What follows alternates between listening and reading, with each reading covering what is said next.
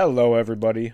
Welcome to the Just Two Brothers podcast, where we will be sharing our journey so far and some of the simple tactics we've learned that have helped us become great leaders.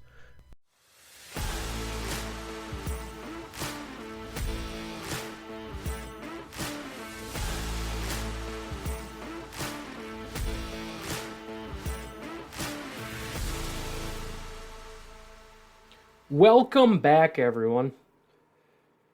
It's been a few weeks since you've heard my voice. The last couple weeks, Ryan's taken the recording on himself, and he covered what is a supervisor as well as a day in the life of a supervisor. This week, I'm kind of continuing that, but we're going to ask the question, what is a team leader? I personally have not had any experience as a supervisor, but I have had experience as a team leader, as somebody that was put in charge of a group of guys to accomplish a goal. So what is a team leader? In the words of Indeed.com, a team leader is someone who uses their professional expertise to guide and motivate a group of employees working towards a common objective. These leaders oversee their team's work and monitor their performance. They usually report to a manager. A team leader may also work as an individual contributor like other members of the team, but with additional responsibilities. So essentially, a team leader tends to be a more experienced member of the team, given the responsibility of overseeing the work of others while still working side by side with the individuals in the team. A team leader isn't middle management quite yet, but they are more of a liaison that reports to middle management as a representative of the team as a whole.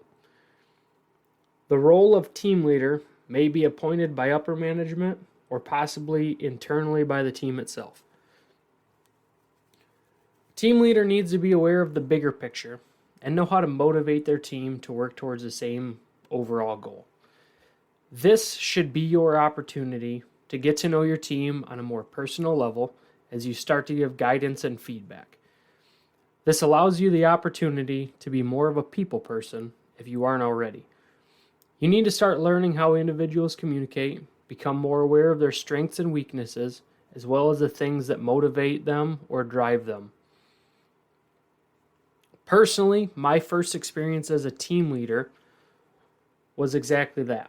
I was designated as a team leader early on in my Marine Corps career. This was my first taste of actual leadership, and looking back now, I didn't truly understand the role. I was in charge of 3 junior Marines. What this meant was that I was responsible for instructing and clearly communicating the task at hand to my team and guide them by leading them from the front. I was also held responsible for the shortcomings of my team as a whole. When I was in the Marine Corps, there was a warrant officer in our battalion that took some time once to share his thoughts on the use of team leaders in the Marine Corps. And in doing so, he showed us how leadership works, all using a wet noodle. You see, imagine you were to take a cooked noodle and lay it out on the edge of a table. Let's say the noodle starts out in a straight line. Your team is the noodle. The team leader tends to fall on one end of the noodle or the other. The goal as a team leader is to get your team from one edge of the table to the other.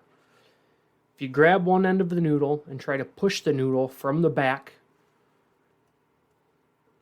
in the direction of the opposite end of the noodle goes nowhere.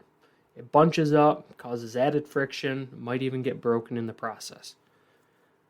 But if you grab the noodle on the other end and pull it instead of pushing it, the noodle will straighten itself out and follow in suit. As a team leader, it's your decision to push your team or to pull your team in the direction of the goal. You, as the team leader, are still a piece of the team as a whole, but it's your job to get the job done effectively and efficiently. If you push your team to do the work themselves and just tell them what to do and where to go, the team, or Noodle in this case, will fight back and likely won't make any progress without added friction. If you learn to lead from the front or lead by example, your team will likely follow. Now, mind you, this example was given to over 100 young men that were training for war. So the idea was that you can either instruct your team to run towards an objective that in this case might possibly be a person or group of people trying to end your life, or you can lead from the front and show them what to do by doing it yourself. This means that you may have to be the first one willing to run towards danger. As a team leader, you must also be willing to take the responsibility of the consequences of your actions, provided your team does not accomplish the goal or the mission. Yelling at those in your charge and instructing them on what to do without you setting the example or standard for what you expect from them will only cause you to have a dysfunctional team that has little to no respect for you as a leader. If the goal is not met, the objective isn't cleared, or the mission is a failure, the first individual that will have to answer the question of why will be the team leader. An effective team leader will take responsibility for the failure themselves, taking the burden off of their team. The phrase, "you are only as strong as your weakest link," comes to mind here, but not in the sense of somebody didn't pull their weight and using them as a scapegoat. However, that seems to be a common tactic used by incompetent leaders. It's easy to shift the blame on those that are ill-equipped or lacking motivation to do the work, and it's quite possible that they did in fact cause issues.